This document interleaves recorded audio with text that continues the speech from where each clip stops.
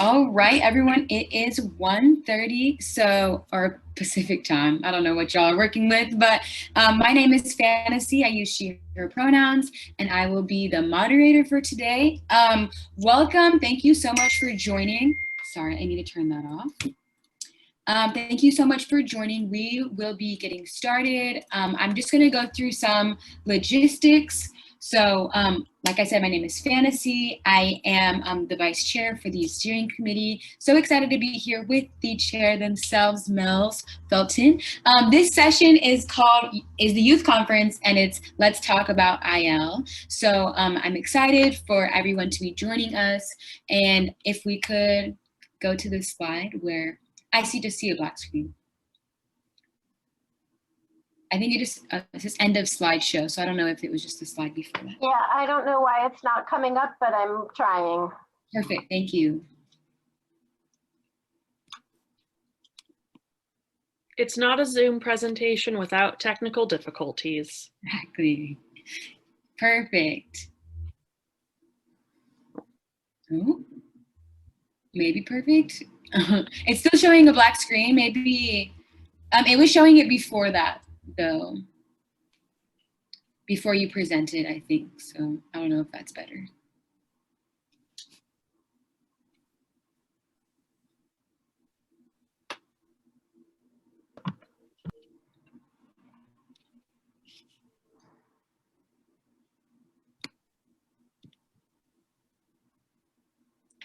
Yes, it's showing now. We can leave it here if you don't want to go into full screen. Hopefully this will be doable.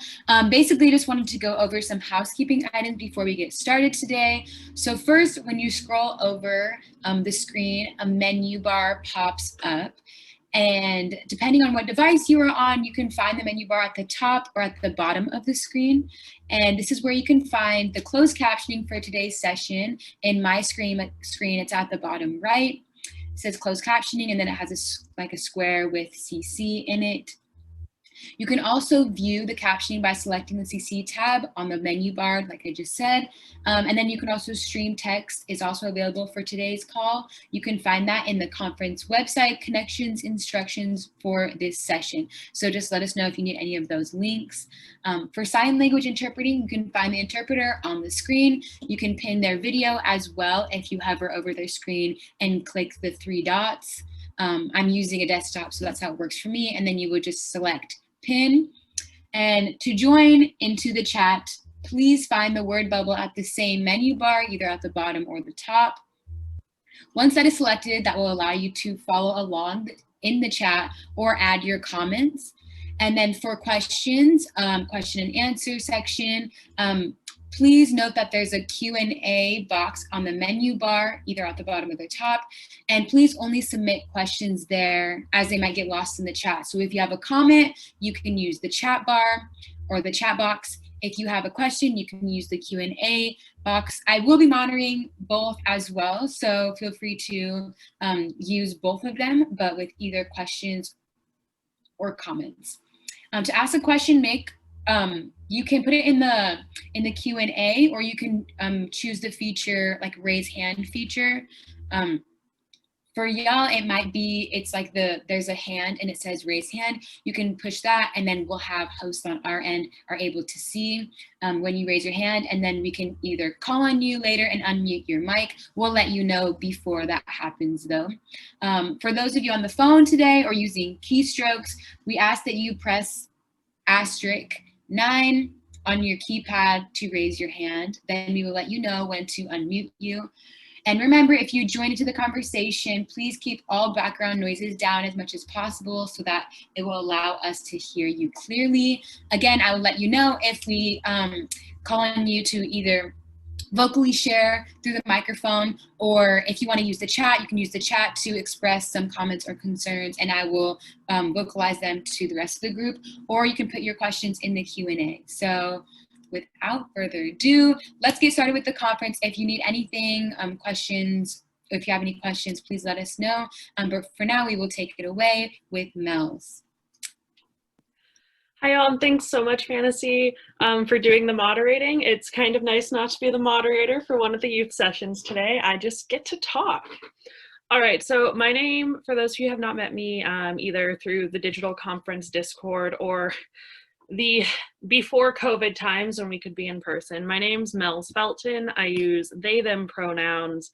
I am a white, non-binary person with blue hair that is currently in braids and bangs that are getting a little bit too long.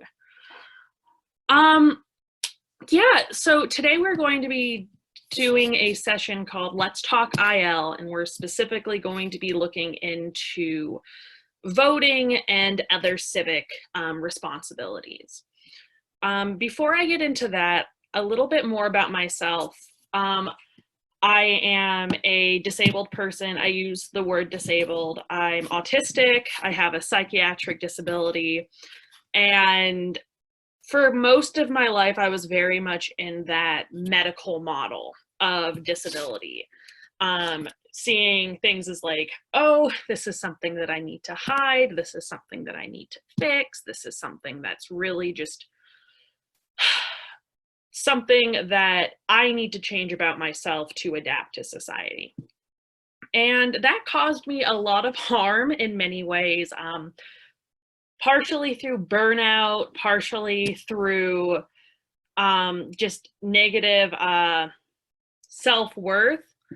And that continued until I kind of found myself thrown into the independent living movement.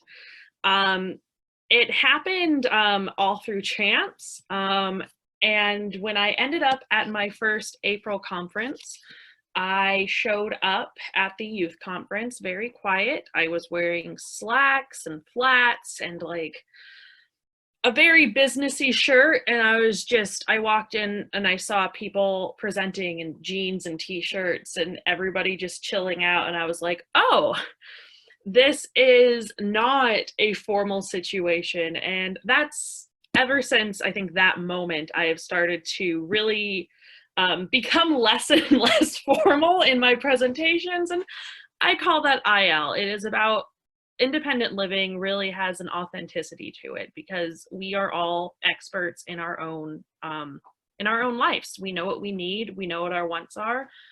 And April really broke me out of that medical model, oh, I need to get this fixed about myself, and instead thinking, hey, what is it about these societal structures that aren't working for people like me and just like other people in the disability community?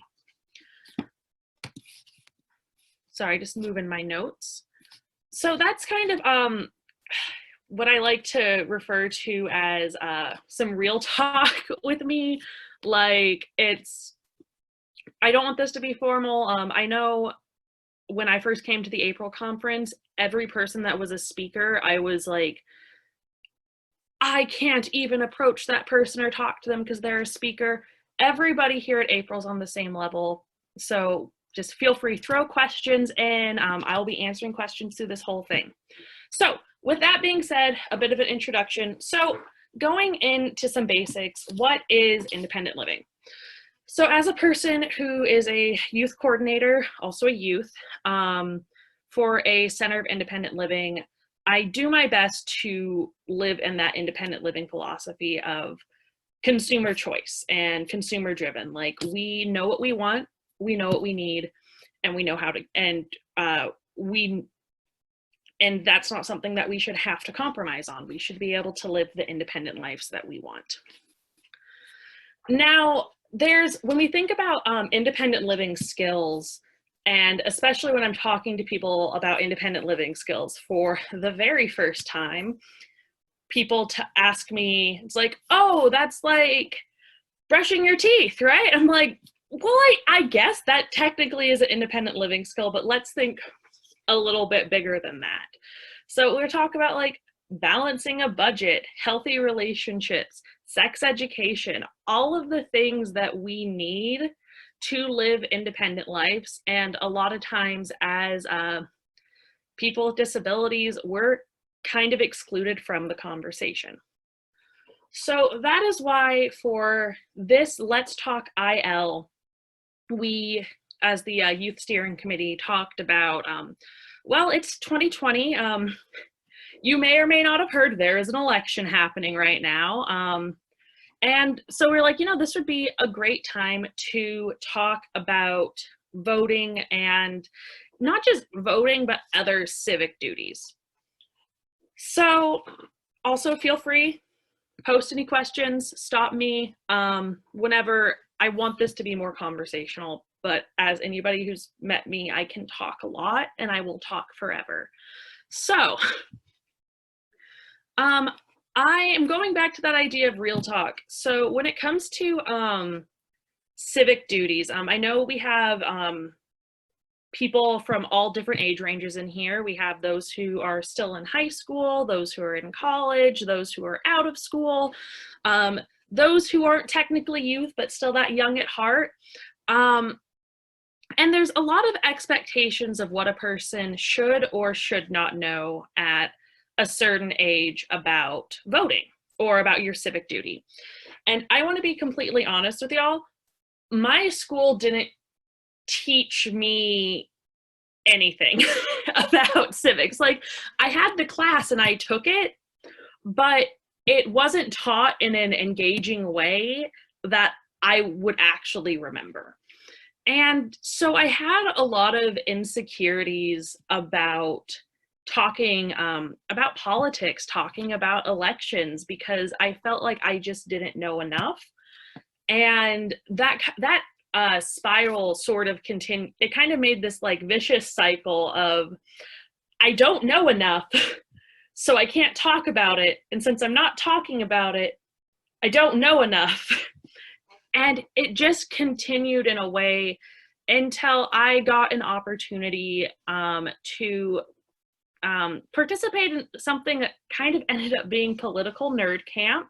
And this wasn't until I was in my 20s. And I'm sharing this because it is never too late to ask questions. For so long, I stopped myself from asking questions because I had this fear that people would judge me for what I don't know. And in reality, I was just the one judging myself for what I didn't know. I like to think of it as every person learns something new every day, so why not you? So going back to my school not teaching me much about civics, I knew it's like, okay, so I'm in a state where we do complete mail-in ballots. We have since 2008. I couldn't vote until 2013, trying to remember how old I am. I couldn't vote until 2013, so I've only known mail-in ballots. So I know that's going to be a little bit different for everybody across the nation. And we are everybody across the nation here at April. So but I looked at a lot of times when you're looking at a ballot, either it be mail-in, absentee, or if you're actually going to the polls in November, everything can be incredibly overwhelming and very much in a way that makes voting more, like, even more inaccessible. That's before we even talk about voter suppression and ID laws and the and just inaccessible voting like platforms. Like, just the act of voting, if we removed all those other barriers, is made to be a little bit convoluted to make it difficult. One of the examples I'll give from my state right now, our legislature, which I'll go a little bit more into what legislatures do in a moment, passed a law about comprehensive sex education. And then there was enough signatures were collected for a referendum to either, to allow the entire population to vote, either to approve or deny that. Approve or repeal, but how it's worded is, it sounds like, oh, if you vote approve, then that means you're getting rid of it. And if you vote repeal, then that's a no, so you're voting not to get rid of it. But in reality, if you vote to approve, that means we're going to keep the law that the legislature passed, and if we do repeal, we are going to repeal that law. And so just the wording can be completely just confusing. So we're going to go through some tips, tricks, and I have an entire resource page for across the nation for things that you can use, especially like November is approaching quick. So when we're talking about politics, we have our 3 different levels. We have our federal level, our state, and our local. There we go. Made it to 3. A lot of attention goes into these federal races, and so I don't think anybody out there has been able to avoid a presidential ad in the past 2 years. It feels like this election's been going on for forever.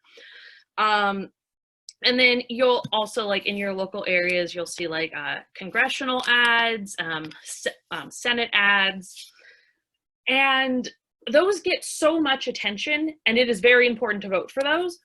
But those elections only come up every president every 4 years, each congressional seat every 2, and same with Senate every 2. Then we have our state level. That is for your state in particular. You have your governor, your lieutenant governor, you have your commissioners, attorney general, superintendent of public instruction, which is so important to vote on, especially as disabled people, because we've ended up with the short end of the stick a lot of the time when it comes to education. And there's so much more on that state level. But one of the things I really want to focus on is that local level. I know for my community, we had a very tight city council president race in 2019. And it came down to, I think, a few hundred votes. So when you're in these local elections, like, yes, please vote for those, like those federal and state level, but make sure you're going all the way down the ballot and filling out everything, because in those local elections, your vote has the most impact. And a lot, oh, okay, sorry, I was peeking at the chat, and I need to not peek at the chat. That's Fantasy's job. I'm not a moderator today. So that's one of the things. So voting is the absolute, is one of those responsibilities that is for every citizen, but even more importantly for those of us who are in the disability community and who are not just have that one marginalization of being disabled, but multi-marginalizations. And those of us who may not even be multi-marginalized, our vote affects those who are. So looking into what candidates are doing for disability and doing our research behind that. And that sounds like such, it sounds exhausting. I have made it as simple as possible in my resource list. I want everybody here to, at the end of this, to be okay, how do I vote? How do I get involved? Now, but here's the thing. Voting is just one important leg of, let's say this, 3-legged stool, right? So we have please vote, but also using our time, our energy, our efforts, for those who may have it, I know I usually don't, extra funds for donating, but volunteer your time into campaigns that mean something to you. Volunteer the amount of, I have since for the past 3 years have been going to all of my congressional representatives who are running and my local representatives and asking, okay, but what's your plan for disability? And the most frustrating thing about that question is usually the response that I get is crickets. They do not have a plan for disability. Or when I bring it up, their response is, oh, we love old people. And that's not what all disability is. Like, yes, like every population, older people are part of it. But when we're talking about disability, there's such a wide range of issues. So that when we have representatives who only think of it as aging in place and that's it, they need that education. And a lot of the time, they will not receive that education without a disability advocate going in, volunteering their time to educate them. Hopefully, for those of us who get lucky, maybe compensated for that, but they need to be educated. Now, I talked about this three-legged stool. So we have the first leg of vote, we have the second leg of volunteer, and I like to call the third leg as yell. Literally yell.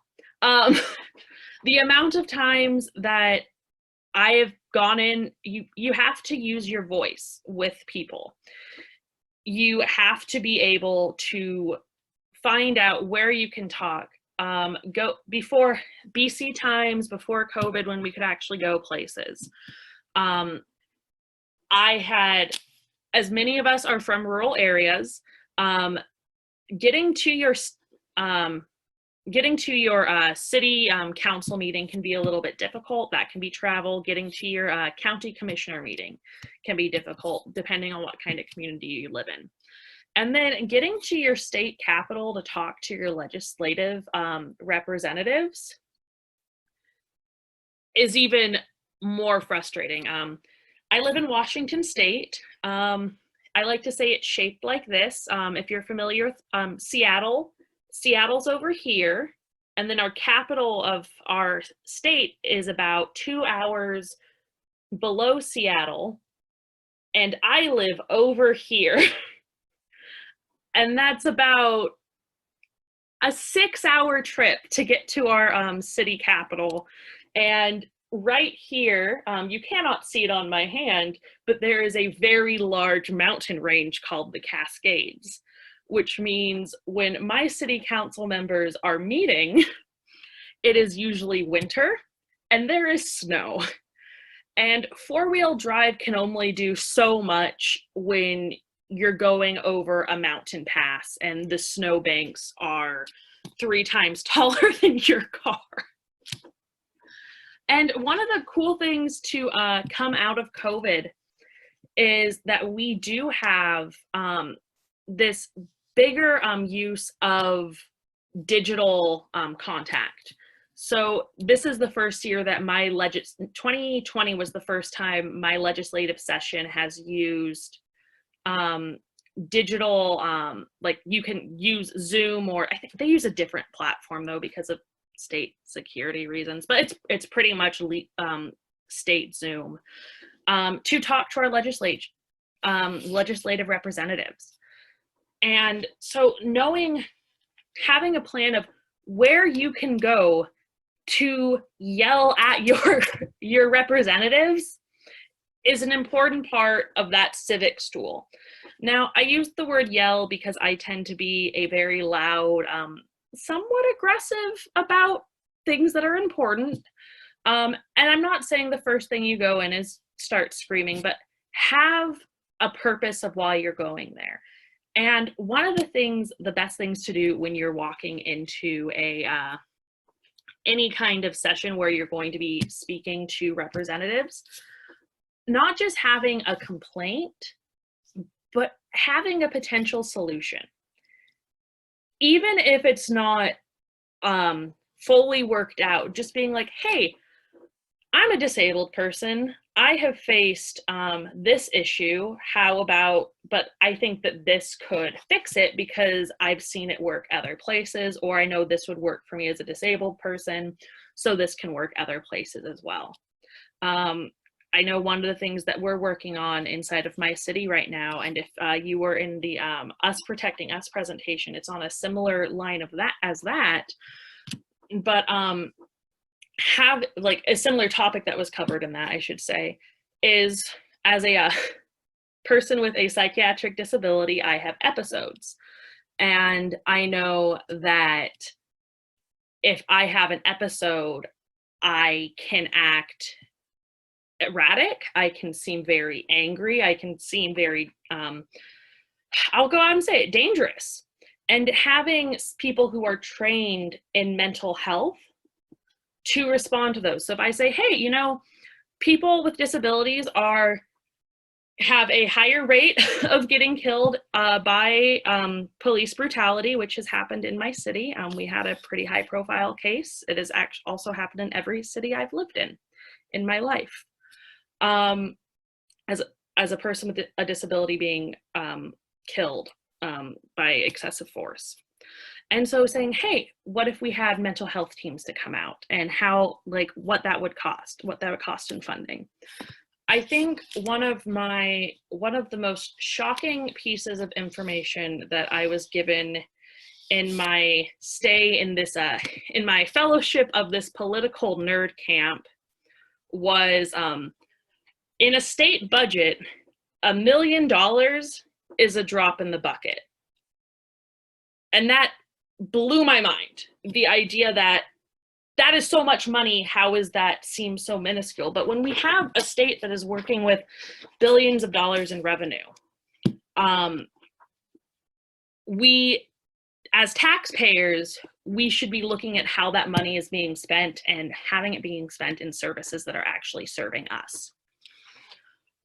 So I've talked about the three-legged stool. So we got to vote, we yell, we volunteer, and what is a stool for? It is for lifting people up.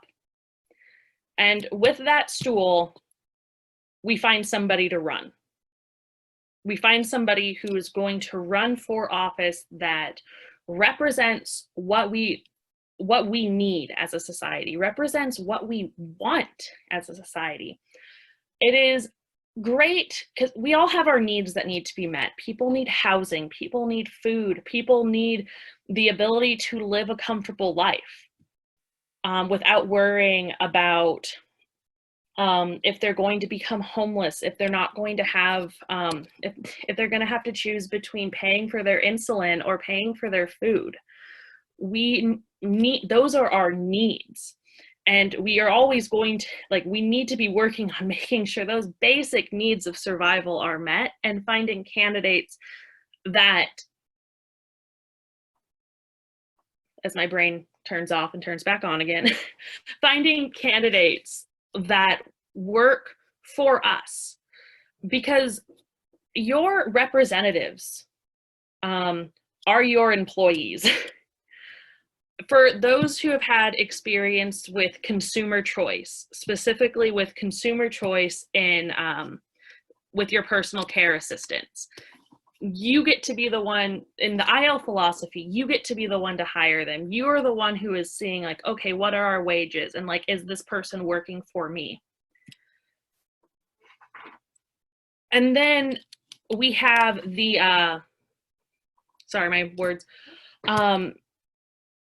So think about your legislative representatives and all of the representatives you vote for as your employees.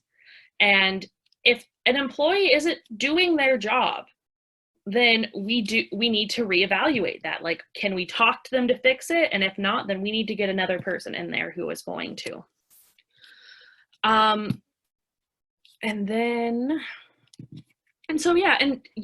Also, those three legs that we should all be doing, also, not everybody can run for office, but if there's no candidate who can do it, or if there's no talking to your representative, if there's no amount of volunteering that is making this change, you can run, especially at these local levels. And we go back to that independent living philosophy of we are experts in our own lives. So that means that we are experts in what are these disability issues that need to be addressed? What are these racial justice issues that need to be addressed? LGBTQ, gender identity, just everything. So we need to make sure that we're being represented, because I think we've all had that experience where we meet someone who knows nothing about disability rights, but they learn from us and they're like, oh my gosh, I've never even thought about curb cuts. And just by meeting you, they learn about that. And so when disabled people like us stand on top of that three-legged stool, we affect all the people around us of showing other disabled people we can run, and showing the non-disabled population like we have needs, they need to be met, and we are serious about it. As I go to my next slide. And so my main thing, and I'm going to, I've seen one question go up in the chat, and I'm going to get to that, but one of the things that I really want to say is like, vote, who is elected affects everybody inside of this nation. But we need to be thinking, like, as disabled people, it often affects us in a negative way. I know in my state, we have had, every year we have somebody trying to pass a involuntary electroshock therapy use on people with psychiatric disabilities. Every single year we have somebody trying to pass that. So a person like myself, who could be in a mental health crisis, with laws like that passing, could have to, against my will, have electroshock therapy. We have solitary confinement being used inside of our schools. Solitary confinement is seen as cruel and unusual punishment worldwide, and yet we're using it inside of our schools specifically for disabled people, specifically BIPOC people, BIPOC disabled people, disabled BIPOC, there we go. Like, how is that still there? But or just the criminalization of having a disability, of being publicly mentally ill, or being, or in the case of, when I think it was in 2004, because I was still a kiddo during this, a deaf man was shot and killed because he was whittling wood in Seattle with a small knife. And because he didn't respond, because he was deaf and he could not hear the officer, he was shot and killed. And just these things affect us.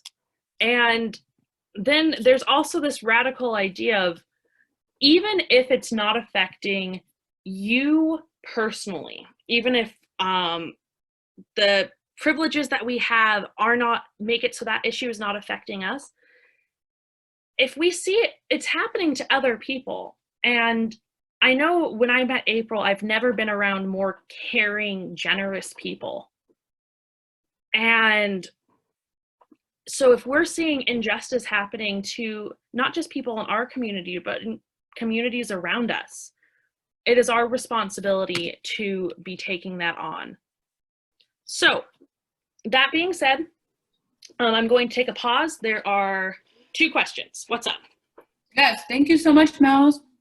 Thank you for bringing light to all of these issues, current, historic. There is a question from Tria, if that's how you pronounce it.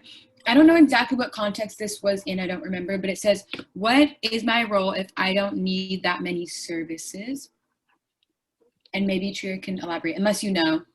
I'm going to go off of, Tria, feel free to type more in the chat if I don't answer this directly, as I close this out of the way.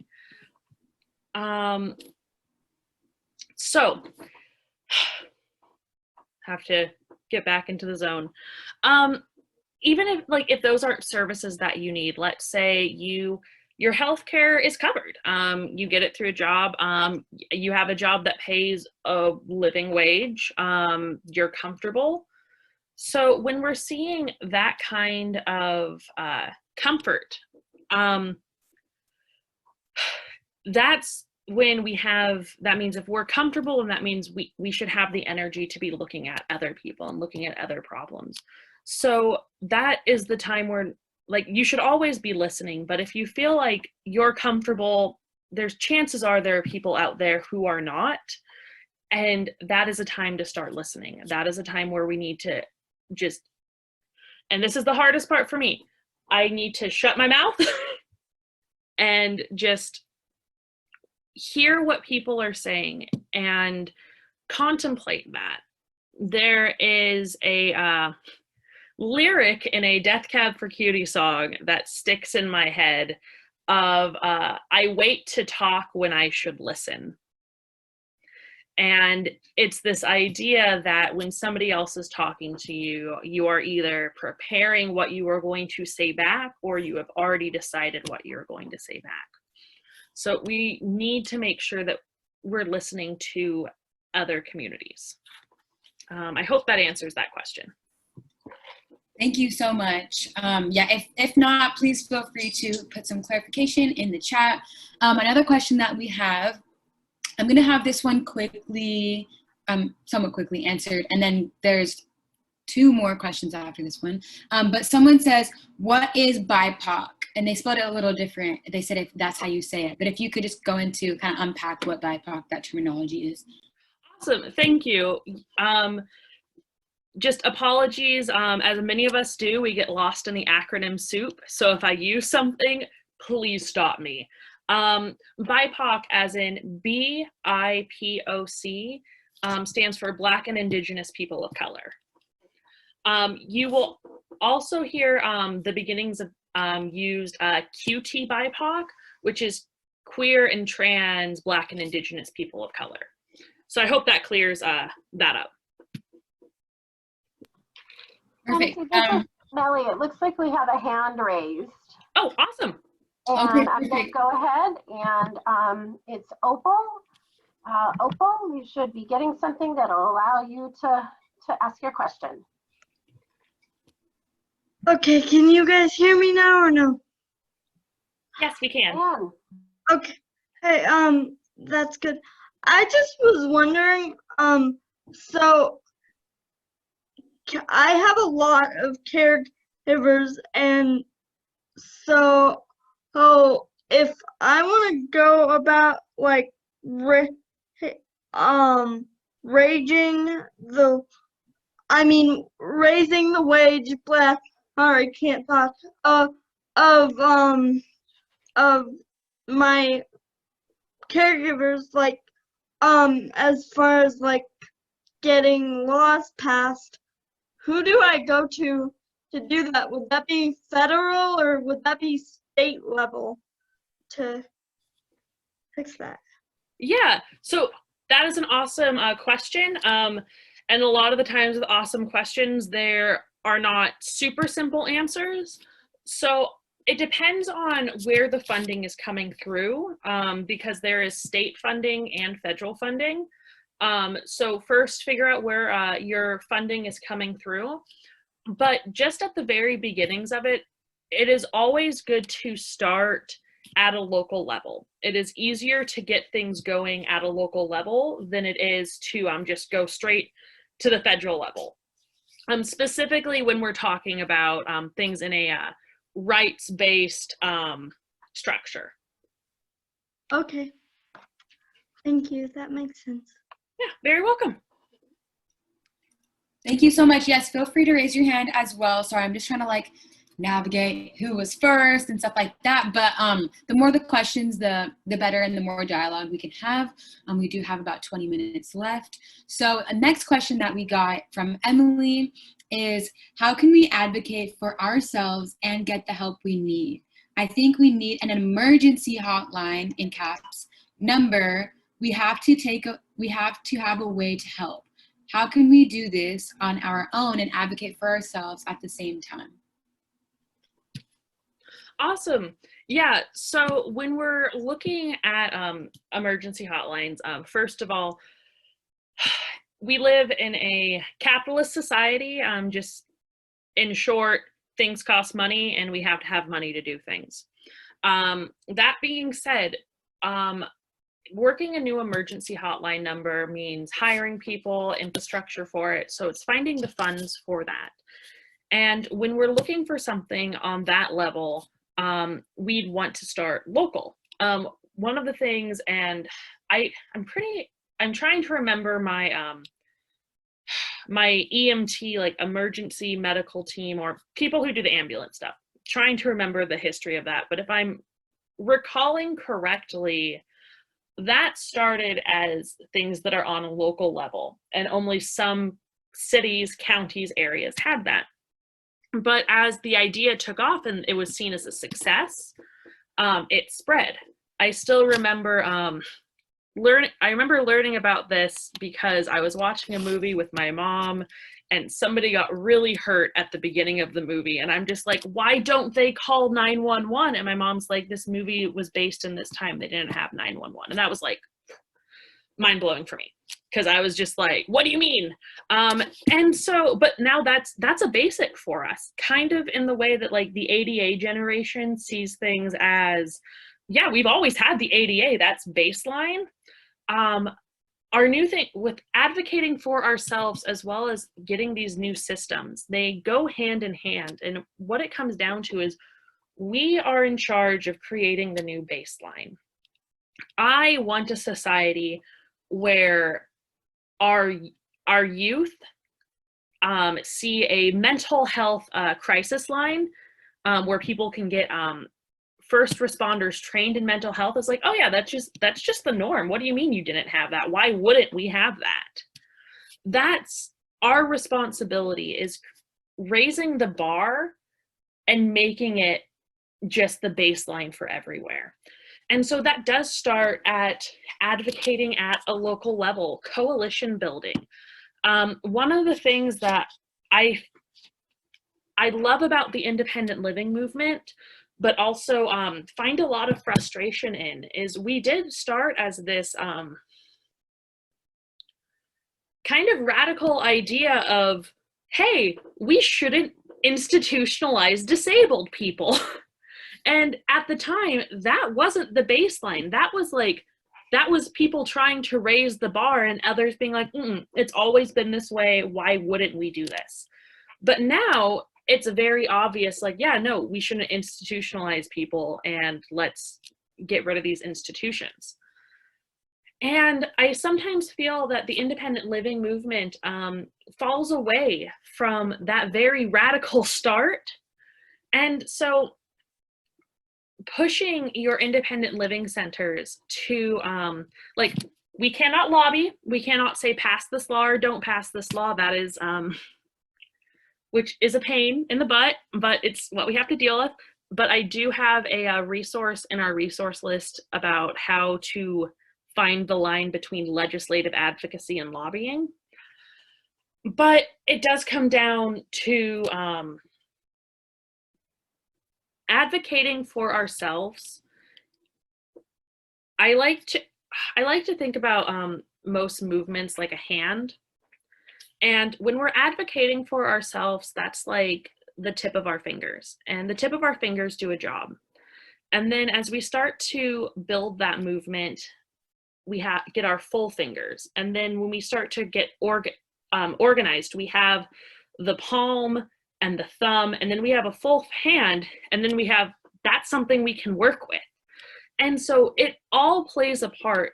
So when you're advocating for yourself, you are changing systems, though in a small way, in a very important way, because when people see something working on a small scale, they'll be like, okay, this can work. Okay, how do we expand this? So I hope that helps.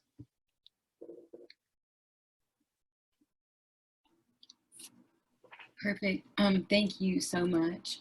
And we have another question from Jamie. It says, where can I find the information to what you said? So I don't know anything specific, but is there any way we can find maybe more resources or information to what you're sharing? Yes. Okay, so it will be posted up on the website. I need to send it to Mary. I should have sent it sooner, but I was still adding things to it this morning because there's just so much information. But I made a resource list. Things that are on this resource list contain a website called Out of the Margins, which is a kind of digital mentor program to explain advocacy, reading legislature, and more. If any of y'all have, I think my favorite part of it is they have this section on Robert's Rules, which if any of y'all have had to go to like a city council meeting or like anything that's very formal or just a board meeting, Robert's Rules is very important, but it's super gatekeepy because it's hard to understand. And Out of the Margins has an amazing walkthrough of how Robert's Rules work. And it is completely accessible. It's made by disabled people. And you can have, it's in text, and there's also videos with audio descriptions and captioning. So that will be in the resource list. I also have a state legislature directory, which links to every single state's legislative website. On legislative websites across the country, find the one for your state, and then that's where you can start to follow bills. I'm not sure if, because I couldn't check all 50 states plus territories, but most have the ability for you to make an account and then track bills, and also see when your legislative session is. Like my state, for example, our legislative session is, we have a long session and a short session, which flip-flop every other year. But it's, I think our long session is done by April. And so it goes January to April at the very longest. So it's not a lot of time in a year. It can help you track bills, see what's going on. There's the Who Are My Representatives website, which shows who represents you at a federal, state, and local level. For some reason, this website does not list who your state legislative representatives are, which is odd. But because it doesn't have that, I have another link on there, which is Open States, which does find you that information, and it is another way to track legislation in your state.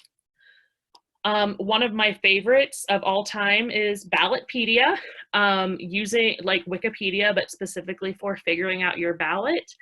And you can look up what measures are being listed on your ballot. At the beginning of this presentation, I talked a little bit about how there was incredibly confusing wording for a referendum that is on my ballot this year. And I went to Ballotpedia to double check to make sure that I was voting the way that I wanted to vote and didn't get them flip-flopped. And those resources and more are going to be posted.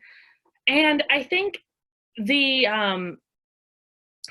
best thing that I can think of also is find an advocacy group. And there is unfortunately not a directory for that. And that is something I want to work on, but that's hard to keep track of on a local level, let alone a state level, let alone a federal level. But looking into what is around your local area.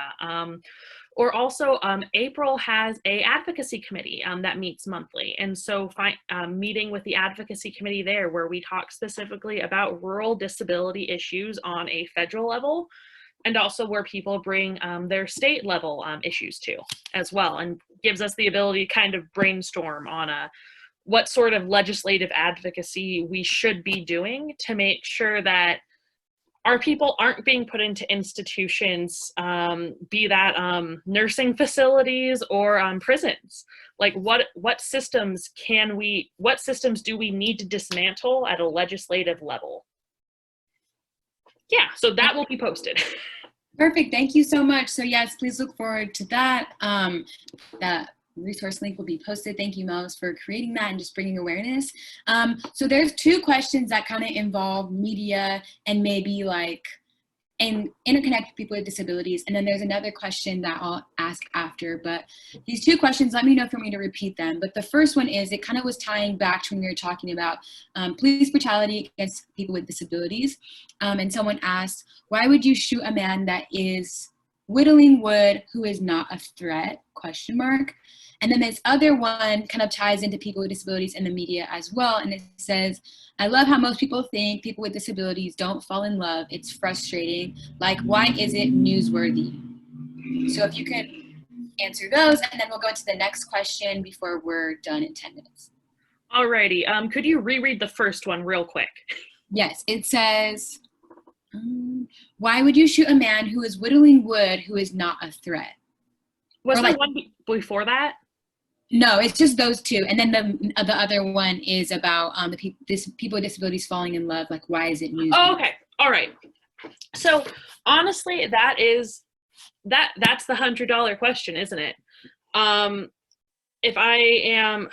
So we've had these conversations about intersectionality the last couple of days, and how intersectionality, at least in the modern sense of the word, and how it's being used and how it's been adapted, is we do not live single issue lives. I cannot remove my psychiatric disability from my autism. I cannot remove my autism from my my experience as an autistic person from my queer or transness. I cannot remove it from my whiteness. There are all these all of our identities become intersecting. And if you had the chance to listen to Christiana speak yesterday, we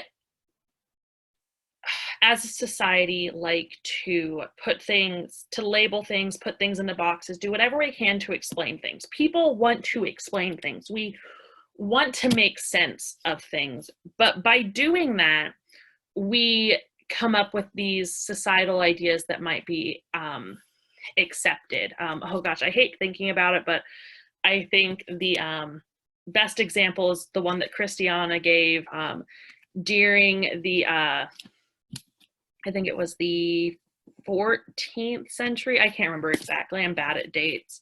But priests would show how pious and unemotional that they were by showing off how much body lice they had. And whoever had the most body lice was the most pious and the holiest. And that sounds absolutely ridiculous to us, but that was the norm. And so people see things as a norm. So when a police officer, specifically in this case, this was a BIPOC man specifically from an indigenous tribe of the Pacific Northwest, when he didn't respond, the police officer saw that as a threat to himself because the man had a small whittling knife and was not responding to him. And so using all of his what inside of his head, what he saw as a threat, using his bias, using his stereotypes, using whatever it was, he made that decision to shoot. And we see in other cases where specifically with non-disabled people, specifically with non-disabled white people who have participated in gun violence, many times they are they're talked down, they're brought into custody alive. We've heard a lot about inside of Portland, people being taken in the protests, people being taken into unmarked vans for protesting.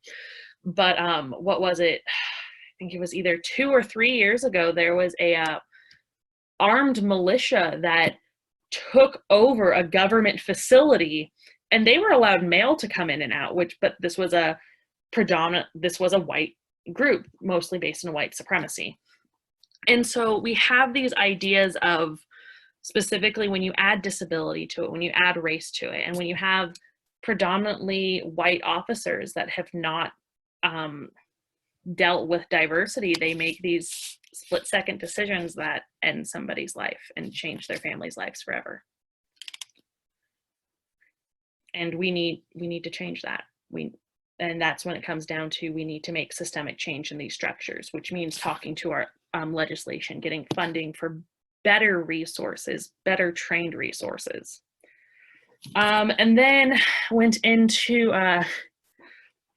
gosh, what was it? I think it was like, kind of like talking about like, why is it inspirational when like people don't see like disabled people as falling in love, and gosh, just, so the term I use for it, which is not a term I've coined, it's used pretty wide, is inspiration porn.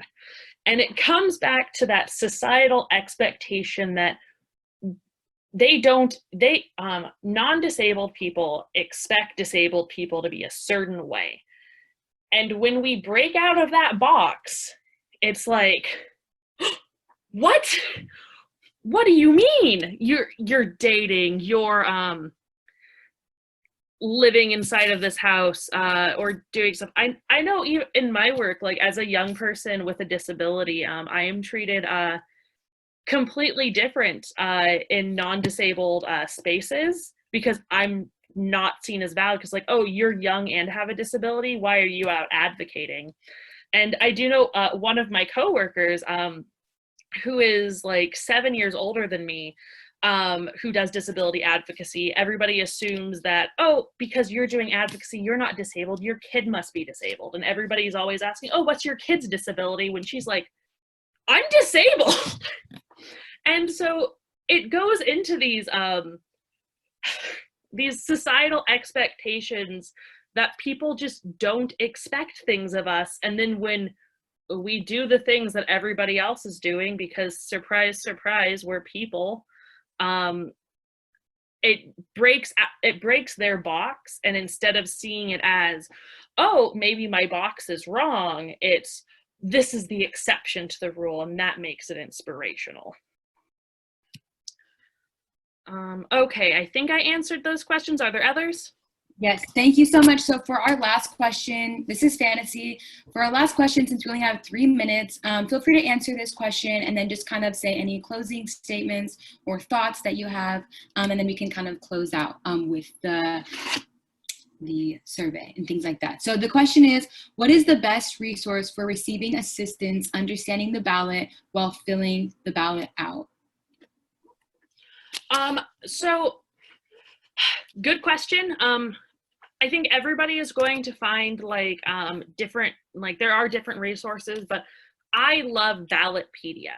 I love it so much because it makes things understandable. I can plug in what's going on, like what the who the person is, and then be able to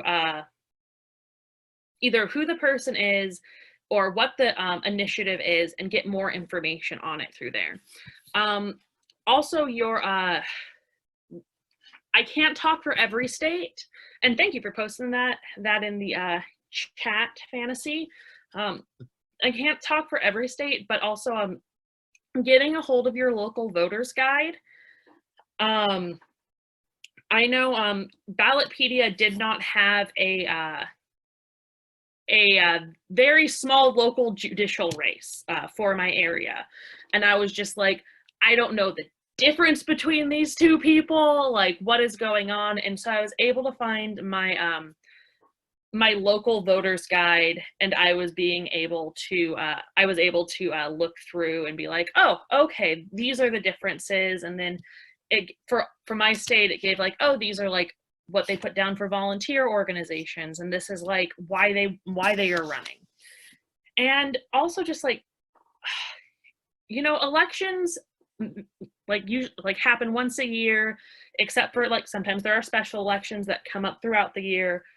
But taking the time to do your research and do the due diligence needed to know who you are voting for, and especially when you're like, if this year you're looking at a candidate and it's just like, or you're looking at a race and it's just like, oh, neither of these really like work for me, or like there's this idea of like, oh, am I choosing the lesser of two evils? Which one of my friends said the best way, it's like, don't you want less evil? And then, but keeping that in your mind as we move past this election, and then looking into future elections and going back to that stool of, all right, I voted, who do I need to yell at? Who do I need to volunteer for? And should I run? Or who should I support running? And like, we're always in an election. People are always getting ready to run. So one, why not you? And two, just do the research. And Ballotpedia, local election guides are my go-to. Thank you so much, Mel. This is fantasy. I think we got a whole body of the new Congress here. I know that I will be excited to potentially run when I'm old enough. So thank you all so much. We're gonna put the assessment link in the chat. Feel free to take that kind of like survey or just give feedback. Again, this is the the exact name of this session is Let's Talk IL, the youth conference. So thank you all so much. There's a lot of great encouragement and resonations in the chat. Mel, so great job. Thank you so much for giving us the information and being so kind of candid with us. It really helps to have youth just be open and honest and have dialogue about these things. So thank you so much. This is the end of the session. And I think it's the last session of the day. So I hope y'all have a great rest of your evening and enjoy the last 2 days of the conference. Mel's has something to say. And feel free to talk to me on Discord. There will be a chat up soon for this session as well as all the other sessions in the Discord. Awesome. Yes, this is fantasy. Feel free to use the Discord and reach out with even more resources. We can put the links to like Ballotpedia and different things like that in Discord. Again, just taking the survey. The link is in the chat. Let me know if you need it directly to you. And thank you so much, everyone. Goodbye.